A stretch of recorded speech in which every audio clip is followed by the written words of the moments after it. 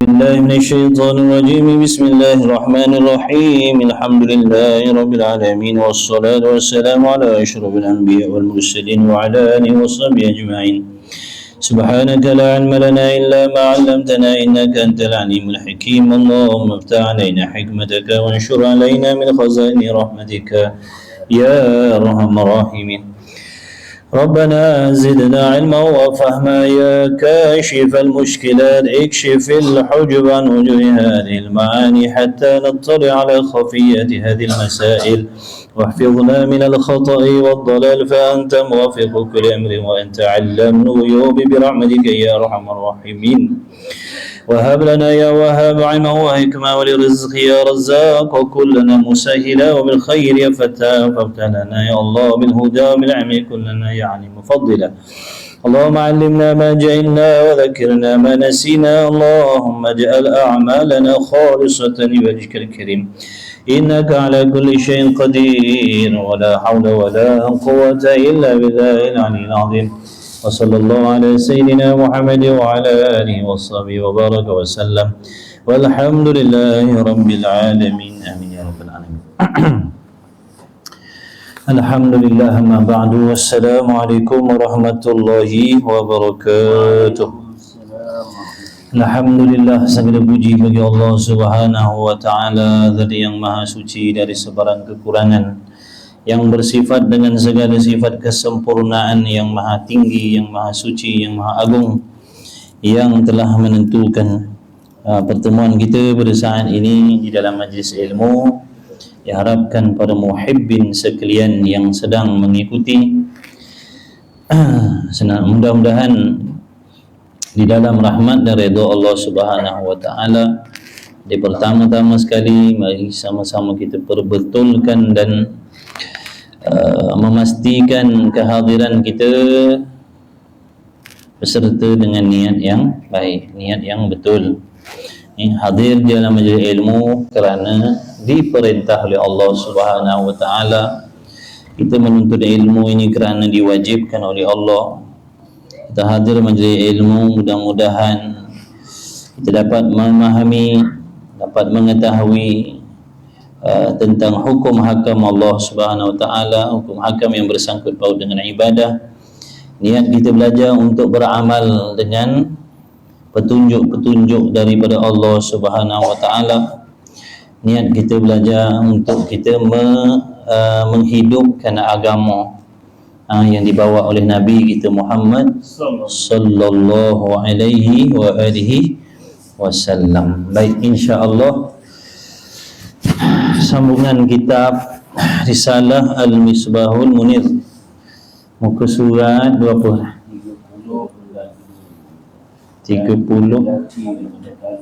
Jawi, muka surat apa Jawi 13 baru masuk.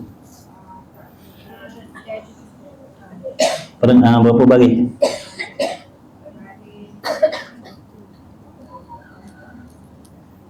Apa bagi di pendatang? Mana ni? Dan dikehendaki dengan dalil. Dan dikehendaki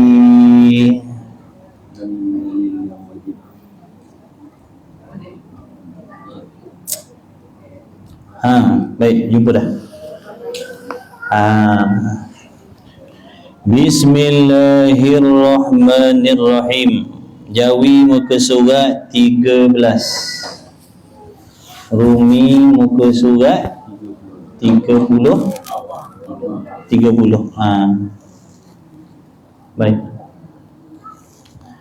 Qala al-muallifu rahimahullahu ta'ala ونفعنا وإياكم بعلومه وبعلوم مشايخنا في الدارين آمين يا رب العالمين. Kata musannif, dan dikehendaki dengan dalil, dan dikehendaki dengan dalil yang wajib atas tiap-tiap mukallaf itu, dalil yang ijmali. Baik. Jadi kita dituntut di sisi akidah kita ahli sunnah wal jamaah, wajib kita mengetahui apakah sifat-sifat yang ketentuan bagi Allah. Apakah sifat-sifat yang wajib bagi Allah, serta apakah sifat-sifat yang mustahil bagi Allah, dan apa pula sifat yang harus bagi Allah Subhanahu wa ta'ala, beserta dengan dalil. Beserta dengan dalil, wajib tahu dalil. Apa makna dalil? Bukti. Jadi kita beriman bahawasanya ada Allah. Kita beriman maknanya kita yakin adanya Allah, yakin Allah Ta'ala itu bersifat sedia kala, yakin Allah Ta'ala itu bersifat kekal, tidak binasa dan sebagainya. Serta kita beriman bahawasanya Allah Ta'ala itu mustahil bersifat dengan baharu, mustahil Allah Ta'ala itu menyamai dengan sesuatu makhluk, dan seterusnya. Jadi tidak memada dengan kita mengetahui ataupun beriman dengan perkara-perkara tersebut, bahkan kita turut dituntut supaya mengetahui apakah dalilnya, mana bukti. Jadi kita percaya Allah Ta'ala itu ada, mana dalilnya, mana bukti. Bukti itu wajib kita tahu. Bukti-bukti yang menunjukkan adanya Allah, sedia kalanya Allah, mana dalil, mana bukti. Kalau kita tak tahu bukti, kita termasuk dalam golongan orang yang beriman dengan cara meniru, yang dipanggil taklid, tiru mak ayah, tiru nenek moyang. Daripada kecil kita dengar dah mak ayah kita, nenek moyang kita kata ada Allah, Allah tu kuasa, Allah tu melihat dan sebagainya. Tapi bila ditanya dalil, mana dalil? Mana bukti yang kita percaya adanya Allah? Entahlah. Tak boleh. Wajib kena tahu. Wajib kena tahu dalil yang menunjukkan di atas pegangan dan kepercayaan kita. Setidak-tidaknya dalil yang ijmali.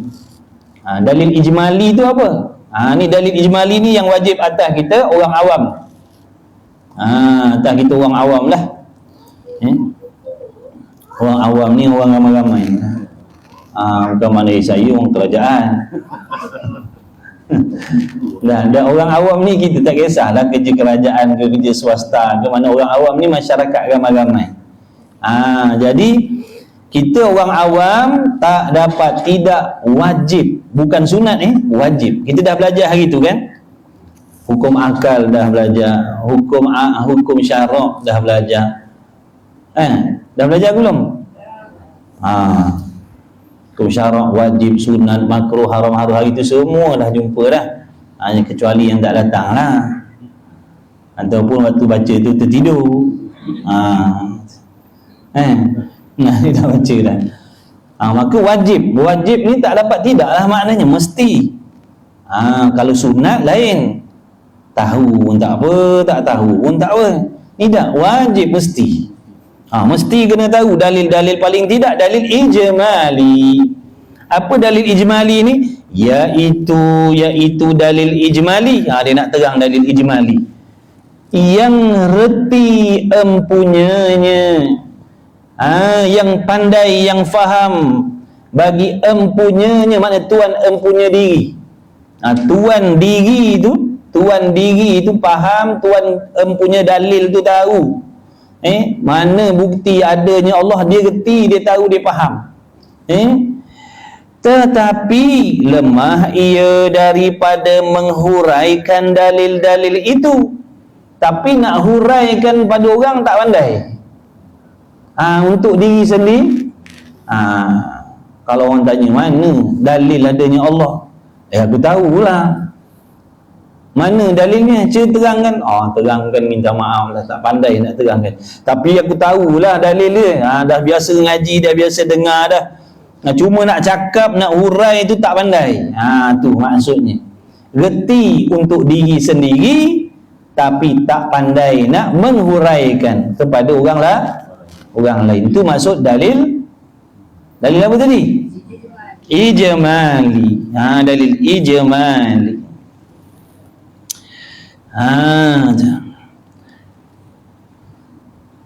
Dan tetapi lemah ia daripada menghuraikan dalil-dalil itu.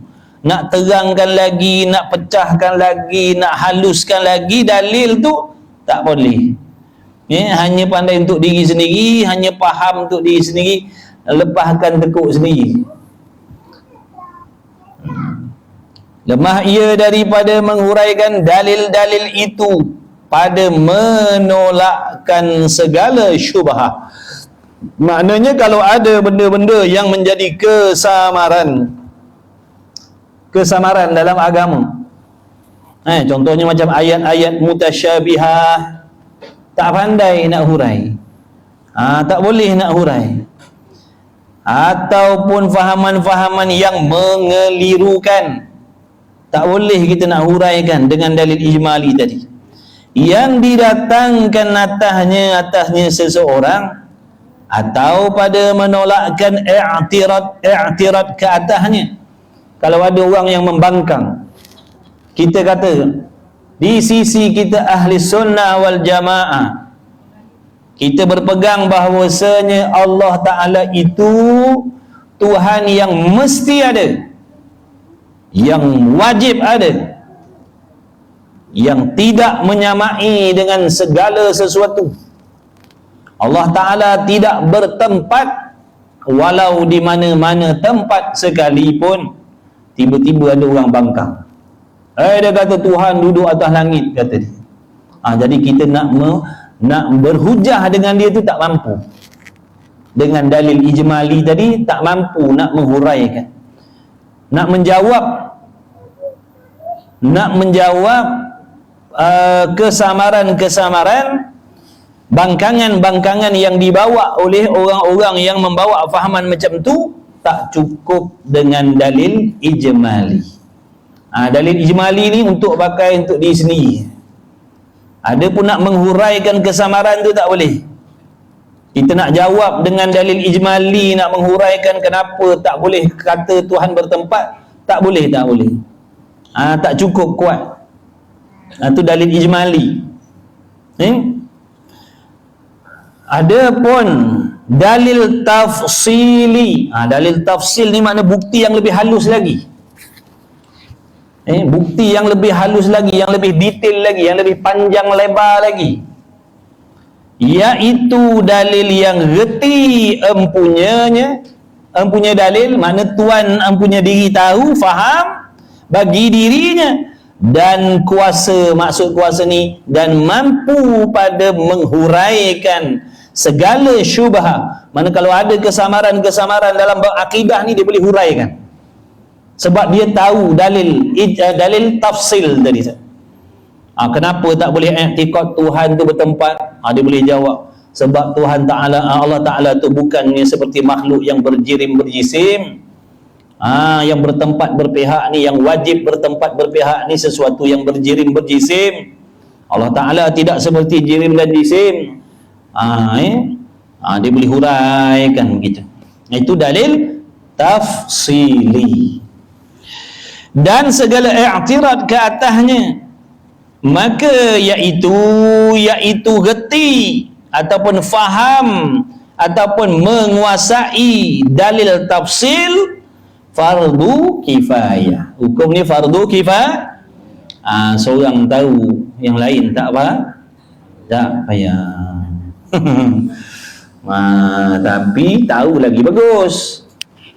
Kangkut yang seorang tu mati, dah tak ada yang reti, dah berdosa. Di fardu kifayah ni, contohlah dia dalam lingkungan, kat bawah tu ada, dalam lingkungan 80 km persegi, jarak yang mengharuskan kita sembahyang qasar. mesti ada seorang yang pandai dalil tafsili ni. Mesti kena ada seorang pandai.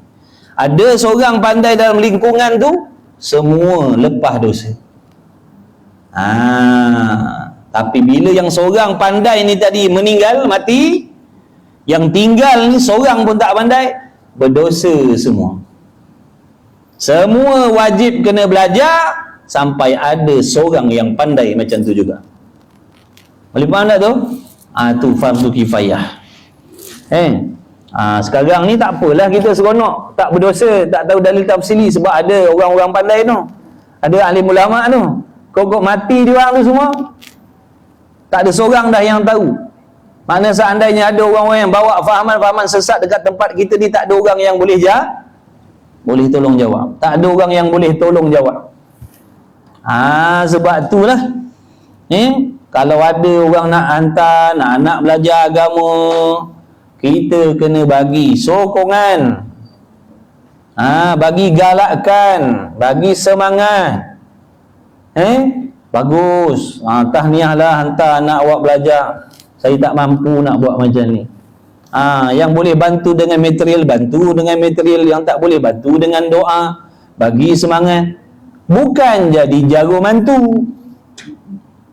Kau berhentikanlah anak kau tu. Apa nak makan enggak tu besok? Nak pergi mengaji tu. Apa ni nak makan? Dia tak tahu Pak Lebay bini 2, 3, 4. Dia tak tahu.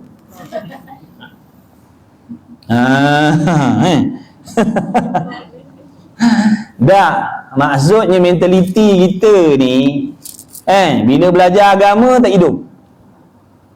Belajar agama tak boleh hidup. Belajar agama tak boleh senang. Ni mentaliti ni jaga baik-baik. Jangan kita i'tikad ilmu dunia, ilmu akhirat tu yang memberi kesenang. Tak kisah ilmu dunia, ilmu akhirat, tak boleh memberi kesan apa pun. Yang memberi rezeki adalah Allah. Jangan sampai kita i'tikad kalau tak pandai ilmu akademik, tak pandai ilmu dunia, tak boleh senang atas dunia. Jangan. Jaga baik-baik. Sebab tu kena ngaji akidah ni. Ada orang jadi kafir sebab tu. Ada orang boleh jadi kafir sebab i'tikad dia macam tu. Na'udzubillah min zalik. Sebab tu kalau ada orang hantar nak belajar agama, bagi sokongan. Terima kasihlah. Besok mudah-mudahan anak kau tu jadi alim ulama. Boleh anak-anak aku, cucu cicit aku tumpang. Patut macam tu. Ni dah orang hantar mengaji, kita kata janganlah kau berhentikanlah anak kau tu. Dia apa nak makan tu, SPM tak ada, apa benda tak ada. Kita cakap tu sebab kita dah lalui benda-benda tu. Ada orang tanya, kau ni anak bini kau makan apa? Makan pasir lah, kau tak nampak ke? Dia orang macam tu kena ajar macam tu. Dia tanya, kau ni so anak bini kau nak makan apa? Kau tak nampak selama ni kan dia orang makan pasir. Kalau kata makan nasi kan dia tak boleh nak fikir makan nasi. Belajar agama macam mana dia orang yang makan nasi? Jawab macam tu nanti dia tak boleh nak fikir. Jawab makan pasir, baru dia faham. Jenis pemikiran macam tu. Na'udzubillah min zalik. Mana akidah? Macam mana pegangan dalam hati? Siapa yang memberi rezeki? Bertambah, berkurang, banyak, sikit, kaya, miskin, itu kekuasaan Allah. Bukan duduk pada ilmu dunia ataupun ilmu akhirat. Tu suruh ngaji akidah ni. Jangan jadi golongan yang macam tu. Na'udzubillah min zalik. Ada orang tak nak belajar, bagi sokongan. Sebab ni nampak tak tu? Kalau tak ada orang alim ni, berdosa semua. Jadi kita ni tak sedar, kita, anak bini kita, laki kita lepas dosa sebab ada orang alim. Patut hari-hari kena ucap terima kasih, terima kasih, terima kasih. Sebab hari-hari kita terselamat daripada dosa sebab ada orang ulama yang dekat-dekat dengan kita. Bukan jadikan musuh. Ini orang soleh, orang alim jadikan musuh pula dah. Jangan macam tu lah. Yang sudah dah mengaji, dah tahu, ubah perangai kita. Memang kita belajar niatnya nak berubah kepada yang lebih baik di sisi Allah. Baik. Dan kuasa pada menguraikan segala syubhat dan segala i'tirad ke atasnya, maka iaitu fardu kifayah, wajib pada tiap-tiap masafatul qasri, yakni perjalanan yang harus qasar, yakni qasar semayang. Jarak berapa kilometer yang kita ni harus qasarkan sembahyang, ringkaskan sembahyang. Yang 4 jadi 2, yang 3 jadi 1,5. Betul? Oh bukan? Oh paman sesat lah tu. Subuh jadi 1 rakaat. Dah qasar. Jangan main, kita dulu pernah buat tau. Kita dulu pernah buat. Yang ikut kita pun tongong juga macam kita. Sebab tu kita ni biar mengaji. Bila orang buat salah baru kita tahu. Kita tak mengaji, kalau yang kita ikut tu betul, mujur. Kalau yang kita ikut tu salah, sampai ke kita lah salah. Dululah cerita dulu kita balik naik kereta api masa ngaji kat Kelantan. Ingat ke tahu gitu balik. Kita sembahyang maghrib, kita buat qasar. Buat 2 rakaat maghrib. Ada juga yang ikut kat belakang. 2 kali 5. Nampak tak? Tapi dah belajar, oh salah rupanya. Baru tahu. Sebab itulah kita syukur bila ngaji Allah tunjukkan salah kita. Sebab Allah nak suruh kita baik. Kalau kita tak mengaji, tak jumpa salah. Tak jumpa salah bukan maksud tak bersalah. Tak jumpa salah tu, padahal duduk dalam kesalahan. Tapi bila kita mengaji, Allah tunjukkan yang ni salah, yang ni salah, yang ni salah. Apa kita nampak, oh selama ni aku silap, oh selama ni aku silap, oh selama ni aku silap. Jadi lama kelamaan nanti makin banyaklah kesilapan dapat diperbaiki. Kalau kita tak belajar, kita syok sendiri, berasa macam tak ada salah, rupa duduk dalam kesalahan, cuma tak nampak, cuma tak perasan. Tu bahaya. Jadi dalam jarak masafatul qasri ni mesti ada seorang yang alim ilmu tauhid ni. Mesti ada seorang yang alim sehingga dia pandai dalil-dalil tafsir ni, dia pandai. Maknanya kalau ada datang pahaman-pahaman sesat, dia inilah harapan yang boleh membantu, menolong, menerangkan. Kalau dia ni mati, seluas tadi itulah berdosa semua ni. Wajib semua kena mengaji sampai ada yang pandai dalil tafsili, baru lepas balik dosa. Jadi kalau tempat kita ni ramai yang alim, ada 10, 20, 30 orang, alhamdulillah. Mati seorang ada lagi yang cover. Mati seorang ada lagi yang cover. Baik. Yakni perjalanan yang harus qasar ada seorang yang mengetahui akan dia. Maka jika tidak ada yang mengetahui dalil tafsili itu, berdosa semuanya. Pakak-pakak pikulah dosa seorang sikit. Dosa ni jangan main-main. Dosa kecil. Dosa kecil ni kalau Allah tak ampunkan, neraka juga tempat dia. Di antara penyebab dosa kecil berubah menjadi dosa besar apabila kita meremehkan dosa kecil. Alah, setakat tengok-tengok perempuan ni dosa kecil je, dosa besar jadi. Cakap macam tu hukumnya dosa besar. Kenapa? Kerana meremehkan dosa kecil. Makna perbuatan meremehkan dosa kecil itu dosa besar hukum dia. Maknanya dosa kecil ni kita kena risau juga, walau dosa kecil pun. Risau ini. Dia ada buat dosa kecil, kena risau. Bukan kata alah dosa kecil je. Dosa kecil pun kalau Tuhan tak ampunkan, neraka kat tempat ni. Jadi jangan kata alah dosa kecil. Dosa besar jadi cakap macam tu. Meremeh-remehkan, meringan-ringankan azab Allah. Tak mengaji kita pun selalu duk cakap macam tu. Alah dosa kecil je. Alah dosa kecil je. Rupa-rupa dosa besar cakap macam tu. Perbuatan cakap macam tu. Perbuatan meremehkan tu, dosa kecil tu, hukumnya dosa besar, meremehkan dosa kecil. Habis, jadi bermula segala perkara yang wajib bagi Allah Ta'ala. Maksud wajib di sini wajib apa? Wajib akli. Jangan lupa. Hukum akal ada berapa? 3. Yang pertama, wajib akli. Yang kedua, mustahil akli. Yang ketiga, harus akli. Wajib akli apa? Perkara yang akal kita tak boleh terima tiada.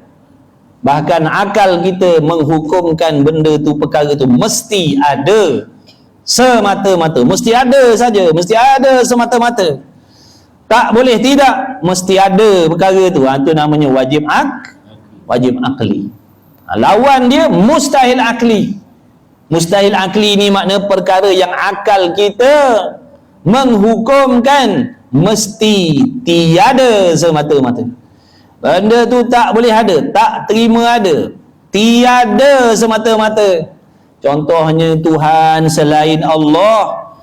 Tuhan selain Allah, mustahil ada Tuhan selain Allah. Mesti tiada Tuhan selain Allah. Mesti tiada Tuhan selain Allah ni, mesti tiada. Lemah Tuhan, mustahil. Mesti tiada lemahnya Tuhan. Bahkan Tuhan tu wajib bersifat dengan kuasa. Yakni bermula segala perkara yang wajib bagi Allah Ta'ala, yakni yang tentu sungguh bagi Allah Ta'ala, yang wajib atas tiap-tiap mukallaf. Ni perkataan wajib atas ni menunjukkan wajib syar'i. Wajib syar'i. Buat dapat pahala, tinggal berdosa, tu wajib syar'i tu. Perkara yang diwajibkan oleh Allah atas tiap-tiap tu. Sebagai tuntutan yang muktamad.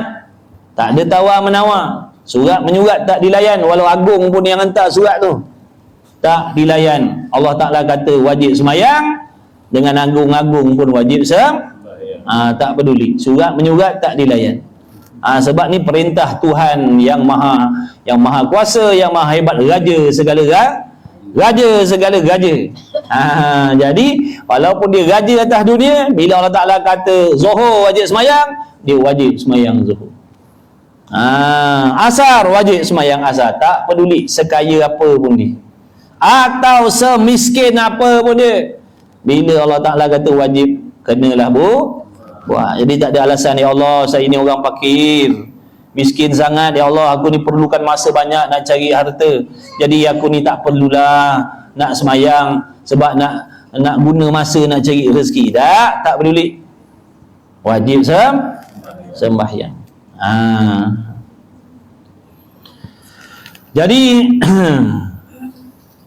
bermula segala perkara yang wajib bagi Allah Ta'ala, yakni yang tentu sungguh bagi Allah Ta'ala, yang wajib atas tiap-tiap mukallaf mengetahui serta mengaku dengan tentu sungguh di dalam hati mereka itu amat banyak, tidak dihinggakan dia melainkan Allah. Maksudnya perkara yang wajib kita i'tikad dalam hati, wajib beriman, wajib yakin, wajib percaya.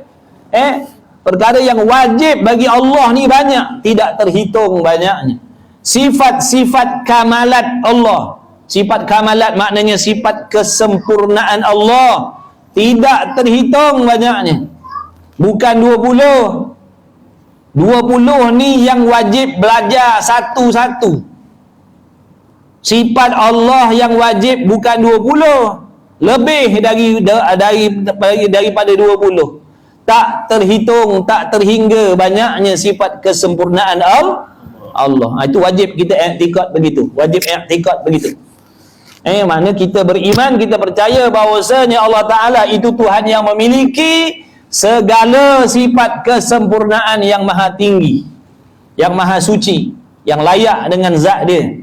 Tak terhitung banyaknya sifat kesempurnaan Allah. Dah tu yang kata mengaji sifat 20 no. Yang 20 ni yang ijma' ulama' kata wajib belajar satu. Macam malaikat lah, malaikat bukan sikit, banyak jumlah malaikat ni, tapi banyak-banyak pun wajib kena tahu 10 jenis malaikat. Kena tahu satu-satu siapa nama dia.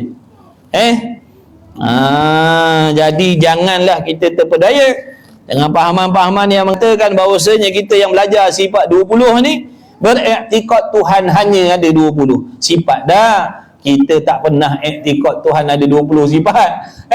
Tuhan ada sifat yang tak terhitung banyaknya. Cuma 20 ni yang wajib kena belajar satu-satu.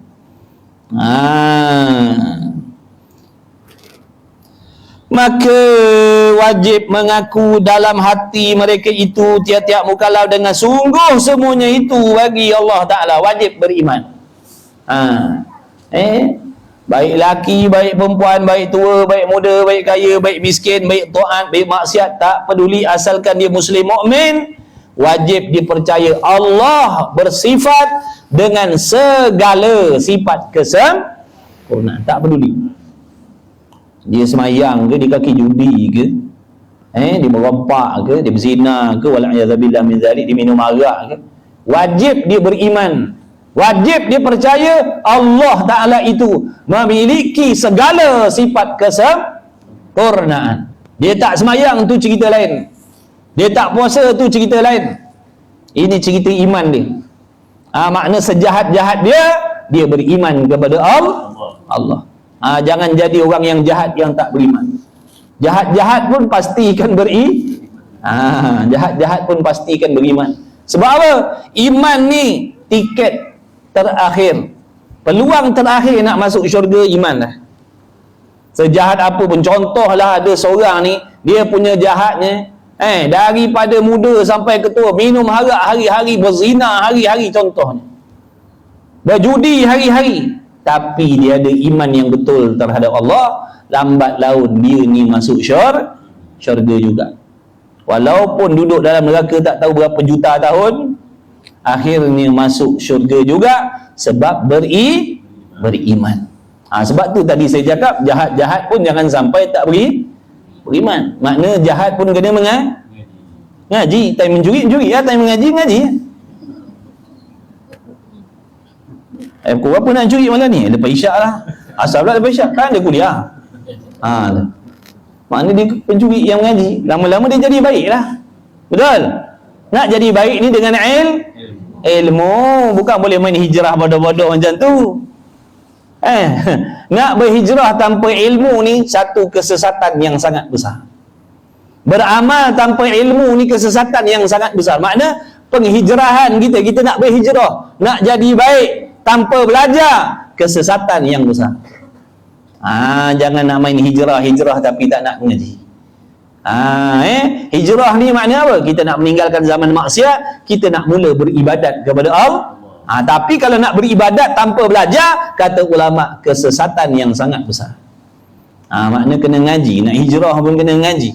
Ngaji balik fardu ain, akidahnya, tauhidnya, tasawufnya, fiqahnya, tajwidnya kena ngaji. Jangan hijrah buta-buta macam tu tak nak mengaji. Salah. Tak kesampaian juga nanti. Macam mana kita nak beramal kalau tak belajar? Kita nak main hijrah, main tiru-tiru orang, nak semayang tiru-tiru orang, nak tutup aurat tiru-tiru orang. Tak, mesti kena ada ilmu, barulah penghijrahan kita tu betul. Itu nasihat untuk diri saya dan kawan-kawan semualah. Jangan semata-mata kita berhijrah tu konon-konon dah tinggalkan dunia maksiat kita dah betul dah. Belum. Ngaji. Nanti baru nampak perjalanan kita tu betul ataupun tidak langkah kita. Sebab tipu daya setan ni ada di mana-mana. Waktu jahil dulu kita ditipu dengan cara jahil, waktu dah berhijrah ditipu cara waktu kita dah hijrah. Dah mengaji pun ada perangkap tipu daya, dah jadi alim ulama pun ada perangkap. Jadi jangan kita nak senang-senang konon-konon dah berubah, dah tinggalkan maksiat konon-konon dah selamat. Dah, belum pasti lagi bro. Main-main. Imam Ghazali pesan dah, jalan ibadat ni jalan yang sangat bahaya. Ibadat ni jalan yang sangat berbahaya, penuh dengan perangkap, penuh dengan tipu muslihat. Macam mana kita nak berjalan dengan ibadat ni kalau tanpa ilmu? Memang kita kena tipu. Sebab tu jangan lepaskan diri kita, jangan jauhkan diri kita daripada majlis ilmu. Jangan. Mesti kena mengaji. Jahat tak jahat, maksiat tak maksiat, itu cerita lain. Mengaji. Daripada belajar dengan niat yang baik, nanti insya-Allah yang mana pencuri dia akan tinggalkan perbuatan mencuri ni. Yang berzina dia akan tinggalkan zina dia. Yang dedah aurat dia akan tinggalkan dedah auratnya. Yang minum arak dia akan tinggalkan minum araknya. Berkah daripada ilmu yang dia belajar. Bukan nak nanti kena pakai kopiah dulu baru mengaji. Daripada mengaji itulah nanti dia akan berubah jadi baik. Bila dia belajar, nanti dia beri faham, beri petunjuk, dia akan nampak, tak kena cara aku ni, salah aku ni. Daripada situlah nanti dia akan baiki. Ini nak jadi baik dulu baru nak mengaji. Nak jadi baik macam mana tak mengaji? Nak jadi baik dengan ilmu. Daripada kesedaran tu, bila kita belajar ni hidayah, petunjuk daripada Allah. Bila kita belajar nanti Allah tunjukkan kesilapan kita. Di situ nanti kita nampak, tak kena gaya ni. Yang aku kena baiki ni. Jadi lama kelamaan dia akan perbaikilah kemaksiatan dia tu. Nampak tak? Daripada dedah aurat, dah tutup aurat tapi tak sempurna lagi. Tapi dia belajar. Bila dia belajar, tak sempurna lagi tutup cara macam ni. Dulu tak tutup langsung. Ni dah tutup. Tapi dia tak ada ilmu. Bila dia belajar, dia nampak, tak kena gaya ni. Dia baiki lagi. Nampak tak tu? Jadi dia semakin baik, semakin baik, semakin baik. Jadi macam mana kita nak berhijrah tanpa ilmu? Kerana belajar. Sebab tu belajar berdoa ini bukan untuk sesiapa, bahkan untuk sekalian umat Nabi Muhammad sallallahu alaihi wasallam. Tak peduli laki, perempuan, tua, muda, kaya, miskin, maksiat, taat, tak kisah apa keturunan, semua diwajibkan belajar. Kerana daripada ilmu tu nantilah yang akan mengubah orang yang daripada ahli maksiat, dia akan berubah jadi orang yang dekat dengan Allah. Jangan kita nak berubah tanpa belajar. Itu semua bohong, tipu daya. Jadi kita yang dah mengaji kena raikan. Kawan-kawan kita yang baru nak berhijrah, jangan duk belasah-belasah dia orang. Kita dulu pun macam tu, 2 kali 5, bahkan lagi jahat lagi daripada tu. Kita baru 3 hari mengaji dah tengok orang atas bawah.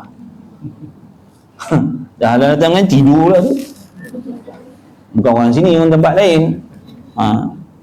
Tapi tengok orang tak mengaji, apa datang suruh pakai seluar jin, pakai cap semua ni. Balik-balik rubah jadi baik tu, baru datang surau. Ni orang tak reti. Kita kena raikan, patut bagi dia semangat. Bagus dah, dulu dia tak pakai tudung langsung, sekarang dah bertudung. Biarlah ada apa namanya, remos sama depan ni. Ada remos dah, rambut dia keluar lagi. Ada jambul lagi keluar. Tak apalah, setidak-tidaknya dulu tak tutup langsung. Dia dah nak jadi baik lah tu. Kita raikan lah. Ini dah belasah, macam ni baik-baik tak payah pakai. Bukan main lagi kita. Bukan main sombong lagi kita. Dulu kita macam mana dulu? Dulu kita macam mana? Pernah duduk dalam majlis macam ni? Tak pernah. Pernah pegang kitab? Tak pernah. Jadi Allah ajar kita tu supaya bila kita dah berubah macam ni, ada orang yang macam tu, kita tahu macam mana cara nak raikan. Itu hikmah Allah jadikan kehidupan kita dulu ni duduk dalam dosa maksiat. Sebab kita dah lalui benda tu, sepatut kita faham. Bukan bila dah berubah kita jadi sombong. Faham tak? Kita dulu macam tu juga asal kita pun. Jadi sekarang cuma kita dapat kelebihan, dapat taufik daripada Allah. Allah bagi taufik berubah, belajar, mengaji. Mereka sama macam kita dulu. Nampak orang buat baik tapi tak mampu nak buat, tak kuat nak buat. Tapi nampak bila aku ni nak berubah, nak jadi macam orang tu. Tapi dah la haula wala quwata illa billah, tak ada kekuatan, betul? Jadi patut kita raikanlah. Kita faham maknanya mereka ni, kawan-kawan kita ni belum lagi mendapat taufik daripada Allah, tapi setidak-tidaknya dia nak kepada kebaikan. Kita raikanlah. Bukan hentam, bukan belasak. Itu menunjukkan kita tak pandai lagi. Kalau pandai dia tahu raikan. Tak kisah, tak peduli. Lepas tu tok guru kita pesan, dia kata ajak je siapa mengaji. Jangan pilih kawan, jangan pilih siapa-siapa. Pedulikan benda tu bukan urusan kau. Urusan kau ajak semua belajar. Dia nak pakai seluar pendek, kaki seluar sebelah panjang, sebelah pendek, tak peduli. Jangan pandang benda tu. Bukan urusan kau. Urusan kau ajak orang belajar, paling tidak sampai agama dalam diri dia. Paling tidak ada rasa hormat dalam diri terhadap agama. Paling tidak. Bukan kata ini tak sesuai nak ajak mengaji ni sebab rambut dia biru-biru lagi. Itu bukan urusan kita. Ajak, jangan beza-beza. Dia nak belajar, panggil, ajak dia belajar. Mudah-mudahan agama duduk dalam ni. Biar dia nampak baiknya Allah pada diri dia. Biar dia nampak betapa banyaknya Allah tolong dia, Allah kasih dia, Allah sayang dia. Barulah nanti dia sedar dia duduk dalam kasih sayang Allah. Di situlah nanti hatinya jadi jinak nak dekat dengan Allah. Ini kita baru ngaji 3 hari orang bagi salam dah tak nak jawab dah. Muka bengis dah ngaji macam Terminator muka. Konon-konon dah alim dah hebat lah. Kopi ada 2 atas kepala orang bagi salam. Salam. Main garang lagi. Nabi SAW tu tak ada sikap macam tu. Senyum, manis. Siapa tengok, cair. Padahal dia penghulu segala orang yang penghulu segala Nabi, penghulu segala Rasul, penghulu segala orang yang takut kepada Allah. Kalau kata nak tasawuf, dialah penghulu ahli tasawuf ni. Tapi tak ada menunjukkan muka bengih dia dengan orang dah. Mana? Kita baru ngaji 3 hari, dah muka serius. Orang nak tengok pun takut. Tentang dah mengaji. Orang tak mengaji, kita dah mengaji. Konon-konon dah baik dah konon. Saya perasan lah. Dalam hati kita banyak penyakit ni. Tu penyakit orang ngaji tu penyakit orang mengaji. Nak cerita tadi, mengaji pun ada penyakit. Jadi sombong lah. Apa ni bagi salam. Selisih dengan orang kampung, pandang pandang buah rambutan lah. Pandang pokok kelapa lah. Padahal tak nak pandang. Habislah jahanam. Kena tipu lah jawab. Patut makin mengaji, makin orang seronok dengan kita. Bukan orang makin benci, makin takut dengan kita. Dah kalau orang takut macam dengan kita, macam mana kita nak sampai dengan agama? Macam mana kita nak cerita dengan dia kalau dia tengok kita pun dah takut? Dia dengar bunyi motor kita lintang bukang lagi lah.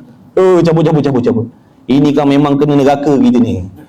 Baik lagi sebelum dia sampai. Dah. Masya Allah. Untuk guru kita tu Ustaz Azali tu. Masya Allah. Orang dia, Masya Allah. Kita di antara sebab kita ialah asbab kita belajar ni sebab dia. Kita dulu kita kawan baik pun. Tapi oleh kerana akhlak dia tu, walaupun itu mengaji, walaupun itu guru, tapi dia raih orang. Seluar pendek tak seluar pendek, gitar tak gitar, dia tak peduli. Dia layan macam biasa. Kalau nampak kita lepak tepi simpang dia singgah, dia sembang. Jadi bila kita ada masalah, kita tak segan nak jumpa dia. Nampak tak? Tak ada jarak di antara kita dengan dia, tak ada jarak. Dulu saya bila ada masalah, nak cerita dulu, bila ada masalah terus terfikir nak pergi jumpa lah Ustaz Zali. Padahal kita ni dengan seluar pendek, dengan gitar, dengan apa, di kacang hantu tu tengah malam. Tapi dia dengan kita tak ada, dia pandai raih, muka manis. Tak ada tunjuk muka, mentang-mentang untuk guru muka, dah. Tu nampak tak hikmah dia? Siapa pun boleh rapat dengan dia. Ada masalah lagi jumpa tok guru saya, ada masalah lagi. Dia raih.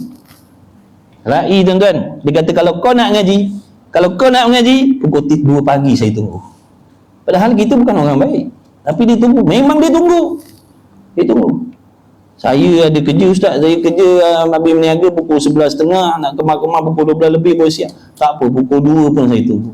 Asalkan kau nak belajar. Tunggu dia dekat serambi rumah dia. Tunggu. Siap buatkan air. Itu bukan orang baik. Tapi tengok akhlak dia. Subhanallah. Macam tu. Ini kita pun mengaji 3 hari kita terminator dah. Orang takut nak tengok.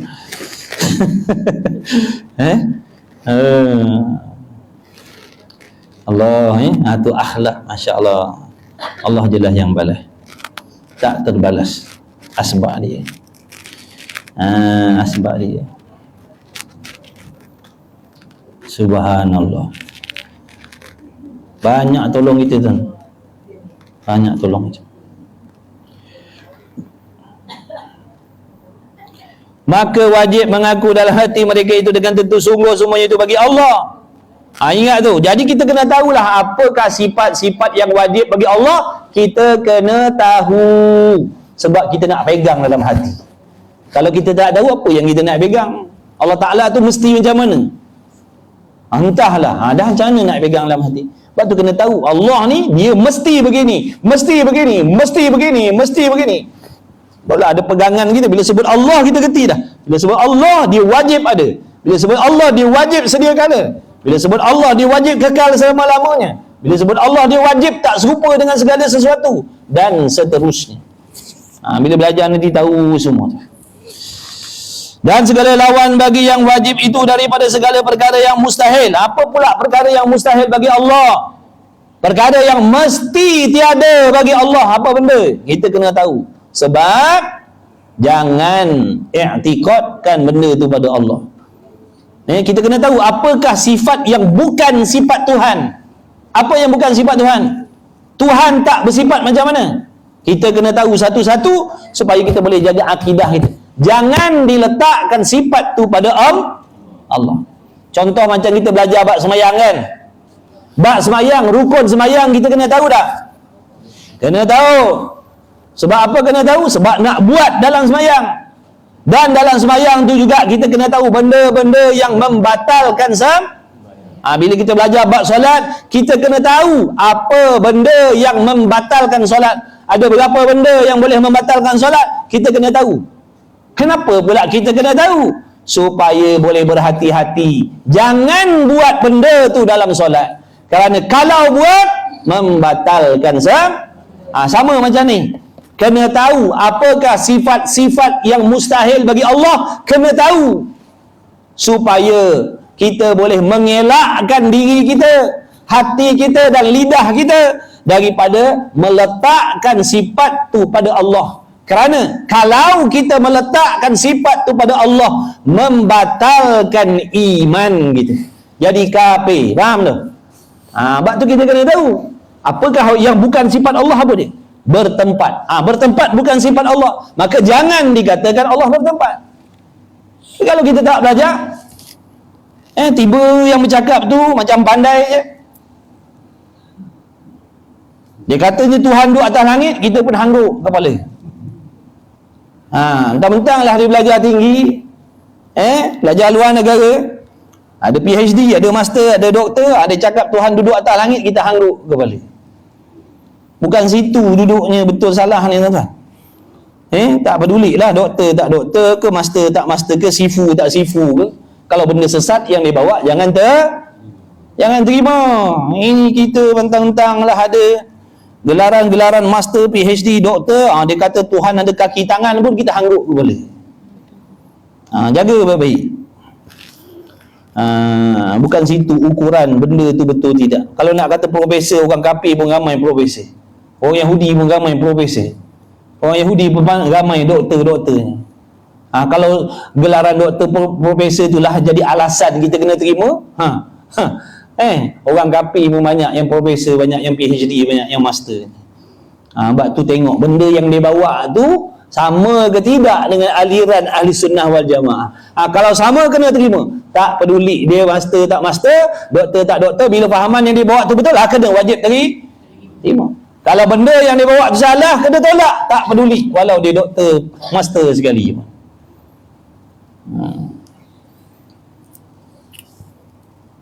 Dia duduk kampung je, jaga lembu. Dia kata semayang ni, kita ni wajib solat 5 waktu sehari semalam. Nak terima ke tidak? Nak terima ke tidak? Entahlah. Nak terima ke tidak? Dia bela lembu je. Dia tak belajar sekolah tinggi. Dia daripada kecil jaga lembu. Dia kata semayang ni wajib 1 hari 5 waktu. Nak terima ke tidak? Dia bela lembu. Dia tak ada PhD. Kena terima juga. Sebab apa? Sebab dia bela lembu. Sebab apa yang dia bawa tu betul. Dia ada PhD, ada master. Dia belajar di universiti atas langit tu. Dia kata semayang 2 waktu je. Nak terima ke tidak? Kenapa tak terima? Dia belajar tinggi. Faham ke tak faham tu apa yang kita nak sampaikan sebenarnya? Yalah tu. Depan kita faham, belakang kita diam-diam duk ikut. Jangan.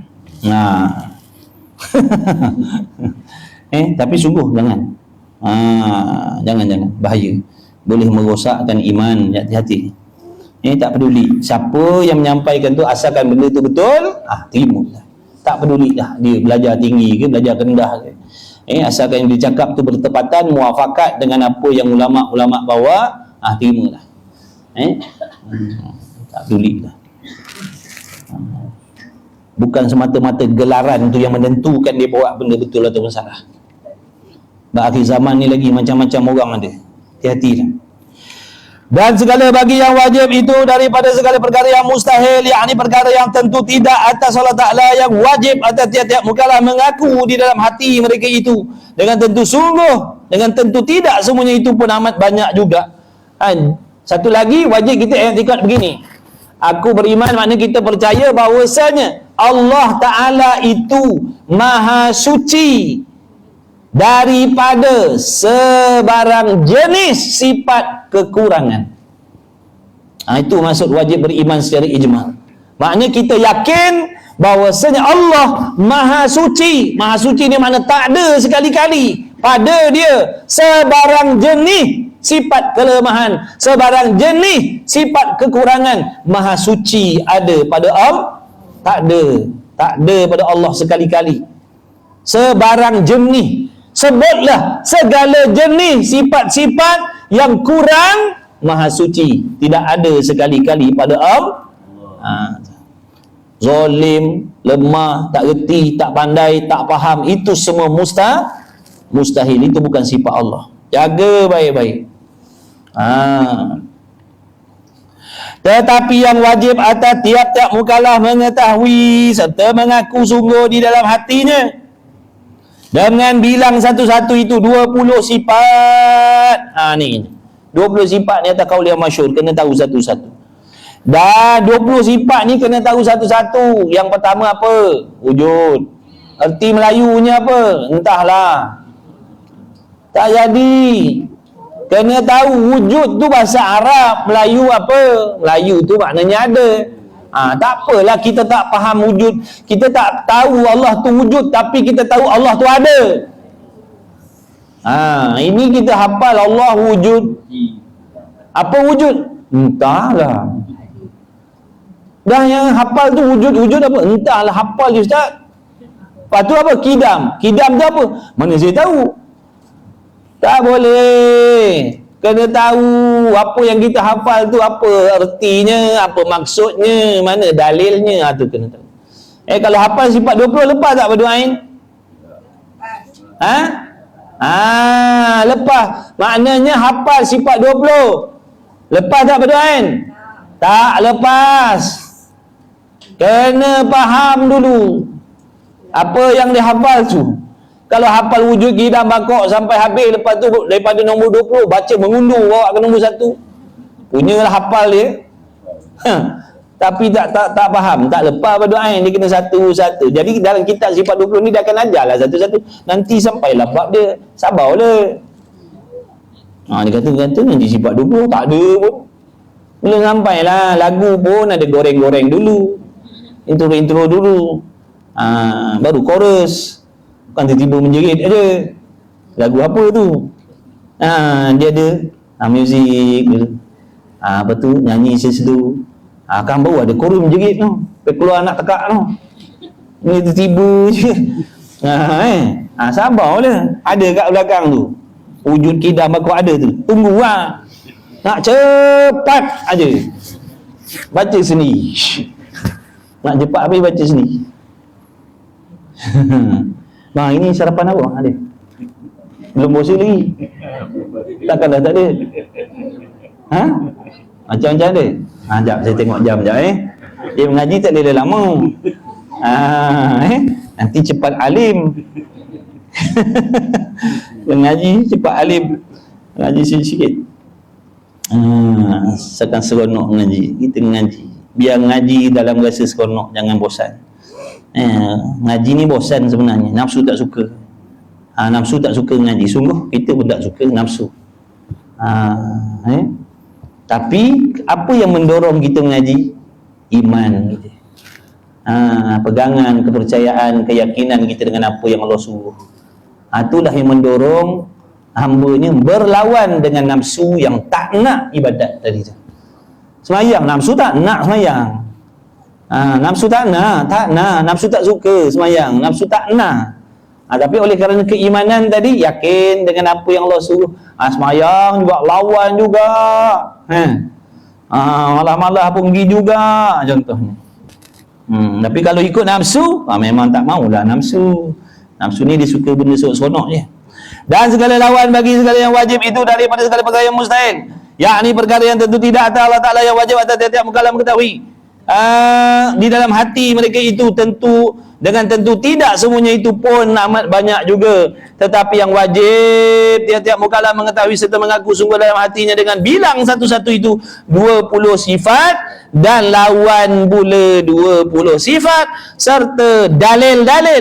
Dalil pun ada, semua dah ada dalam kitab ni. Belajar je lah, sabar je lah belajar. Istiqamah, bersungguh-sungguh, semua ada dah. Pendek katanya, kalau kita ngaji kitab Misbahul Munir ni sampai lunyai, insya-Allah lepas dah pada ain kita. Tauhid, lepas dah. Walaupun kalau orang suruh ceritakan kita tak pandai nak cerita. insya-Allah lepas tuntutan fardu ain kitab Misbahul Munir. Tapi syarat ngaji sungguh-sungguh lah. Dengar selalu faham lah tu. Dan lawan pula 20 serta dalil-dalil bagi tiap-tiap satu itu, dan 20 sifat yang wajib atas mukallaf mengetahui itu setengah daripada perkara yang diijma' ulama atasnya. Jadi kalau orang tanya, mana kau ambil dalil, mana kau ambil bukti kata wajib belajar sifat 20, wajib belajar sifat 20 ni datang daripada mana? Mana buktinya? Mana dalilnya? Lalu kita jawab, buktinya, dalilnya adalah daripada ijma' ulama. Dalam Quran tak ada sebut terang-terang. Dalam hadis tak ada sebut terang-terang. Maka sebab tu ijma' ulama mengatakan wajib belajar sifat 20 ni, faham daripada apa yang Allah perintahkan daripada Al-Quran dan hadis. Itu dah. Jadi jangan kata tak ada dalil, tak ada dalil belajar sifat 20. Pernah dengar tak ada orang kata tak ada dalil belajar sifat 20? Pernah dengar tak? Tak pernah? Konyap ayo ada tidak orang ni? Tanya tak jawab pula dah. Kata poso belum lagi. Kau nak berhenti dah ni. Masam yang muka masing nak mengaji. Kau nak berhenti lah ni. Dia pun lapar yo. Allah.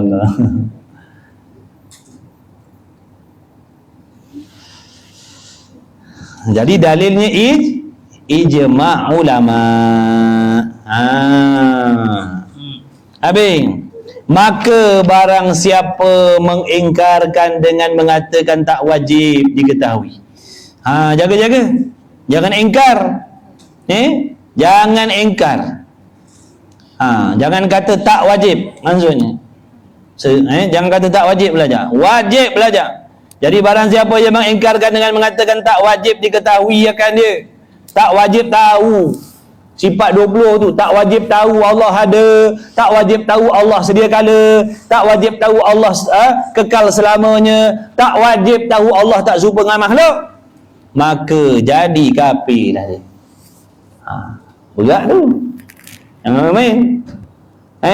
Dia kata tak wajib belajar sifat 20. Baik, tanya dulu. Dalam sifat 20 ni belajar tentang apa? Kita dalam sifat 20 ni belajar tentang apa? Adanya Allah. Tiba-tiba dia kata tak wajib belajar. Maksudnya tak wajib ambil tahu tentang adanya Allah. Tak betul itu. Dia kata tak wajib belajar sifat 20. Sifat 20 tu apa? Sifat siapa tu? Yang dia kata tak wajib belajar, tak wajib ambil tahu tu. Maknanya tak wajib ambil tahu tentang sifat Allah. Jadi tak wajib tahu Allah sedia kala, tak wajib tahu Allah kekal, tak wajib tahu Allah tak serupa, tak wajib tahu Allah berdiri dengan sendiri. Tak wajib tahu. Sebab tu jadikah habis. Main-main. Tu. Kerana ia mengingkarkan ijma', lagi pula mengingkarkan ada Tuhan. Kerana ada itu setengah daripada sifat yang 20 itu, bererti tak boleh kata Tuhan ada dan sebagainya. Kalau dia larang kita contohlah kalau tuan-tuan ni besok kok jumpa orang-orang yang macam tu, dia kata tak wajib belajar sifat 20 ni, tanya kenapa tak wajib belajar, apa alasan dia, tanya dia macam tu, apa salah saya belajar sifat 20 ni? Dalam sifat 20 ni saya belajar tentang adanya Allah, supaya faham ada Allah tu bagaimana, apa bezanya ada Allah dengan ada makhluk.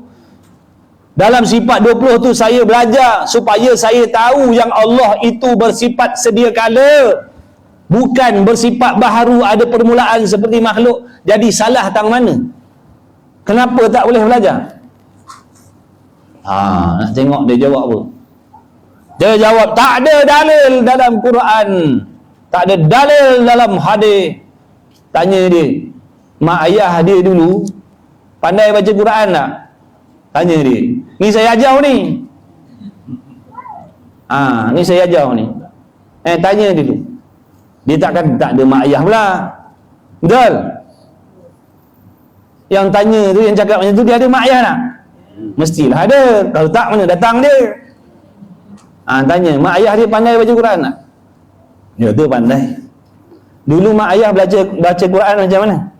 Belajar Quran daripada mana? Dia kata belajar muqaddam lah. Mana dalil belajar muqaddam? Ada ke dalam Quran duk sebut suruh belajar muqaddam? Ada ke dalam hadis dalil menunjukkan wajib belajar muqaddam? Mana? Mana dia? Makna kalau tak ada, mak ayahmu sesat. Dia orang macam tu kena ajar macam tu. Kalau dia kata tak ada dalil Quran, tak ada dalil hadis, tanya dia, mak ayah dulu belajar Quran, tanya dia sendiri, pandai baca Quran tak? Dia kata pandai. Macam mana boleh pandai baca Quran ni? Tubik-tubik perut pandai baca ke macam mana? Keluar daripada perut mak terus pandai baca ke ataupun macam mana? Tanya dia. Dia kata belajar lah. Belajar apa? Contoh dia jawab muqaddam. Ataupun dia kata mengaji Iqra. Mana datang dalil mengaji Iqra? Ada tak hadis Nabi suruh mengaji Iqra? Ada tak ayat Quran suruh mengaji Iqra? Dia kata tak ada. Dah apa beza dengan sifat 20 ni? Apa beza? Kenapa pula tang sifat 20 kau kata bid'ah dhalalah, tang Iqra tak apa pula? Padahal dua-dua tu tak ada dalam hadis. Tak ada dalam hadis, tak ada dalam Quran, betul tak? Jaga, dia orang ni pandai tuan-tuan nak menipu kita orang kampung ni. Orang awam. Sungguh, orang kampung ni mana orang awam? Orang ramai-ramai ni banyak kena tipu dengan orang yang macam ni. Kita tak pandai. Di sergah-sergah macam tu, kita pun hangguklah kepala. Jawab macam tu. Oh, kalau macam tu sesatlah orang ngaji Iqra' ni. Berapa ramai orang buta Quran jadi pandai baca Quran sebab ngaji Iqra'. Betul tak? Berapa ramai orang buta Quran jadi celik Quran ngaji muqaddam tu. Aba ta sa a i u ba bi bu abu tausi jaiha hudau zirai zasu tu. Dah elok tak ngaji tu? Elok. Sebab apa? Jadi asbab daripada tak pandai jadi dah apa salahnya? Jaga-jaga tuan-tuan, puan-puan macam ni ramai. Tempat kita dah banyak tuan-tuan. Saya nak bagi tahu ni, tempat kita ni masjid tanah ni dah banyak puan pahaman ni. Hati-hati lah. Hati-hati lah ni. Masjid tanah ni ramai dah ni. Masjid tak masjid, surau tak surau. Dah ada dah geng-geng ni masuk. Hati-hati lah. Maka orang yang tak boleh berkata dengan ada Tuhan itu orang kafir, waliyadzubillah min zalik. Dah kalau tak ada salah, kenapa nak larang kata tak boleh belajar? Kalau ngaji Iqra' tadi supaya nak betulkan bacaan, ngaji sifat 20 ni nak betulkan macam tu. Demikian lagi tidak sah iman dan jadi kufur di sisi Allah Ta'ala orang-orang yang tidak peduli. Ada tak kata, tiada pun tak kata, bahkan semata-mata senyap. Mana macam ni? Maksudnya gini, kalau ada di kalangan hamba Allah atas dunia ni yang dia tak ambil pot, kalau bahasa kita, dia tak ambil pot tentang Tuhan ni, dia tak peduli. Pada dia, Tuhan ni ada ke tak ada, dia tak ambil berat. Asalkan dia boleh makan sudah. Asalkan dia boleh makan, dia boleh berbini, beranak, cari harta, dah. Tuhan ni ada ke, mesti ada ke, ataupun macam mana, dia tak ambil peduli tentang tu. Orang macam ni atas dunianya Islam, di sisi Allahnya kafir.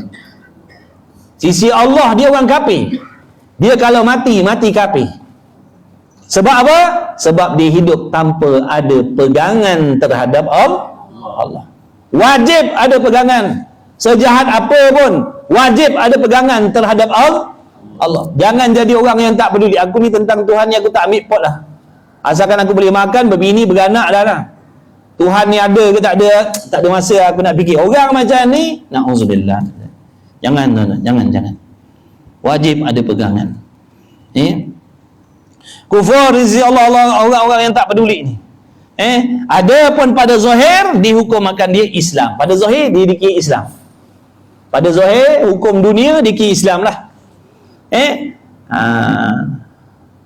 Jika ia berasal keturunan Islam, maka wajib atas orang yang hidup membicarakan kematiannya apabila mati. Bila orang-orang jenis macam ni mati, wajib kita uruskan jenazahnya macam orang Islam yang lain. Sebab kita tak tahu. Dia tak pernah cakap pun. Lain dia cakap begini, tengah lepak-lepak kat kedai kopi contohnya, dia kata aku tentang Tuhan ni aku tak ambil pot. Makna terang pada kita perkataan itu dah memurtadkan diri dia. Itu wajib pergi lapor dengan Tok Imam. Tok Imam, Polan bin Polan ni dah mengeluarkan perkataan yang memurtadkan diri dia. Iaitu apa? Dia kata dia tak ambil pot tentang Tuhan. Urusan akidah tuan-tuan tu. Tu di antara perkataan yang mengkafirkan tu. Makna dah nyata. Yang ni dalam kitab ni tak nyata. Dia tak pernah cakap pun benda macam tu. Dia tak pernah cakap pun. Cuma dalam kitab ni tadi nak bagi tahu seandainya ada dalam dunia ni, di kalangan kita ni contoh, dalam hati dia tak ambil pot tentang Tuhan. Cuma dia tak pernah cakap. Dia diam, dia tak pernah cakap pun. Yang tadi kat kedai kopi tadi dia cakap, itu jadi kafir terang dah. Ini dah, dia diam-diam. Dia ni rupanya orang yang memang tak ambil pot. Dia memang tak ada pegangan tentang Tuhan. Orang macam ni, kata ulama, atas dunia di Islam. Kalau mati, wajib uruskan macam biasa. Sebab kita tak tahu. Hakikatnya, dia tu di sisi Allah kafir. Matinya kekal dalam neraka selama-lamanya. Na'udzubillah. Habis. Kalau orang murtad lain. Wajib kita laporkan. Kalau kita dengar, wajib kita lapor bagi tahu untuk imam. Lepas tu untuk imam bagi tahu apa, bertindaklah, suruh dia bertaubat balik, bersyahadah balik. Kalau orang murtad, kalau dia mati, tak wajib uruskan jenazah dia. Boleh hantar kat zoo tu. 5 kukus tu, boleh bagi makan. Semua hukum fiqh ni. Hukum fiqh, bangkai orang murtad ni lebih hina daripada bangkai anjing babi lagi. Bangkai orang murtad, kalau dia mati dalam murtad, bangkai dia tu, mayat dia tu, bangkai dia tu lebih hina daripada bangkai binatang lagi. Tak berdosa kalau kita humban bulat-bulat dekat zoo, ataupun nak campak celah-celah semak macam mana pun tak berdosa kita, sebab tidak dihormati. Nampak tak tu, hina, Allah menghinakan orang murtad. Sampai macam tu sekali. Tapi kalau dengan sebab kita buang tepi-tepi jalan tu buat busuk, wajib dah tak? Wajib tanam. Sebab mengganggu. Tu hinaan Allah terhadap orang murtad. Wal'iyadha billah min dhalik. Cukuplah sekadar itu. Wallahu a'lam. Jadilah. Sikit-sikit, lama-lama dapat sikit. Mudah-mudahan insya-Allah dengan berkat majlis ilmu kita, mudah-mudahan kita semua diampunkan oleh Allah Subhanahu Wa Taala, ibu bapa kita, anak bini kita, ahli keluarga kita, kawan-kawan kita, rakan-rakan kita, jiran tetangga kita, muslimin muslimat, mukminin mukminat sekalian, yang mudah-mudahan diampunkan dosa oleh Allah Subhanahu Wa Taala. Mudah-mudahan diri kita dibersihkan oleh Allah daripada sebarang jenis dosa dan maksiat, untuk kita sebagai persiapan kita nak menyambut Ramadan Al-Mubarak. Mudah-mudahan dipanjangkan umur sekaliannya, diberi kesihatan, keafiatan oleh Allah. Yang sakit mudah-mudahan diberi kesihatan, kesembuhan oleh Allah. Mudah-mudahan Allah Subhanahu Wa Taala mengabulkan segala doa, segala hajat yang tersurat, yang tersirat. Mudah-mudahan Allah Taala melahirkan daripada kita anak-anak keturunan yang soleh, yang solehah, yang bertakwa, berjaya dunia dan akhirat. Mudah-mudahan kita sentiasa mendapat bimbingan daripada Allah zahir dan batin. Mudah-mudahan Allah Taala menyelamatkan kita daripada terpesona, terpedaya dengan pahaman-pahaman yang merosakkan syariat, yang merosakkan akidah. Amin ya rabbal alamin. Mudah-mudahan dimurahkan rezeki yang halal lagi barakah. Jumpa lagi lah insya-Allah. Setakat ni lah kuliah kita, sesi ni lah, semester ni lah, sebelum Ramadan ni. Minggu 2 minggu lagi ada pengumuman. Ada pengumuman, saya baru teringat tadi. Lepas daripada raya lepas daripada puasa raya kita dah mula. Kalau lepas daripada raya lagi jauh tu. Patut senyum je dengar tadi.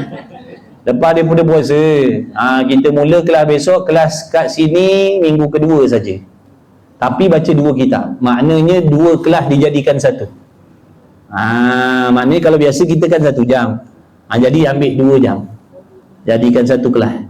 Maknanya 9.30, 10.30, 11.30. Sebab nak bagi dengan masjid apa nama? Asyhari apa? Masjid baru tu lah tu, payah. Jannatul Bahri. Nak bagi dengan situ. Jadi makna minggu kedua sini, minggu keempat sana. Macam tu. Sebab itulah sini nak doublekan kelas tu. Nak qada balik, nak cover balik. InsyaAllah kalau saya datang lah. Kalau tak datang cari orang lain. Kalau saya pendek umur, cari orang lain. Bulan puasa kita dekat 2 kelas. Maksudnya minggu kedua dan minggu keempat. Hari raya, bulan raya tu bulan puasa macam biasalah. Bulan puasa macam biasa jangan minggu keempat kan pergi sana pula. Tapi kita tambah kita. Bila tu? Bulan puasa ni. Bulan puasa. Bulan puasa Kita start 2 jam. bulan puasa dah start 2 jam kelas. Bawa air siap-siap. InsyaAllah bulan puasa insyaAllah kita ada tambah 1 kitab lagi lah, kitab pedoman sembahyang berjamaah, insyaallah. Bismillahirrahmanirrahim. Alhamdulillah wassalatu wassalamu ala Rasulillah. Allahumma rabbana fa'na bima 'allamtana, rabbana 'allimna alladhi yanfa'una, rabbana baqi ahlana wa qurbatilana fi dinina ma ahli qudr wa sallallahu sallallahu alaihi wasallam Muhammad. Alhamdulillahirabbil alamin. Taqabbalallahu minkum. Alhamdulillah. Boleh sambung gotong royong, Maman? Boleh sambung gotong royong? Dah habis dah? Ni selalu jadi dah banyak ni. Dia mula-mula 8 itu sedap. Start pukul 8 tadi. 8. So, saya tengok, ish. Oh, dia orang ni ada program gotong royong ni. Malam ni dia orang ni. Petang ni dia datang Petang lah. Dia orang datang lepas lah. Lalu dia tengok ada datang nak tengok pula aku setuju orang dia. Yang datang awal-awal ni ini lah. Baik. Alright.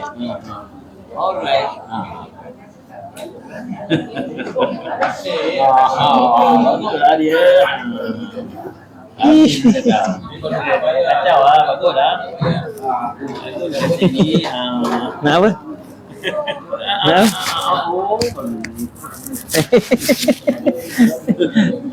InsyaAllah. Bye-bye.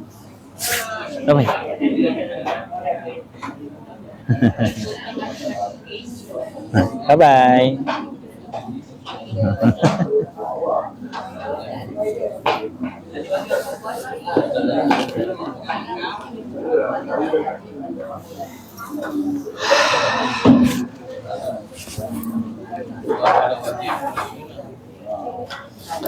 Mau ada sarapan lagi. Minggu depan dah tak ada sarapan.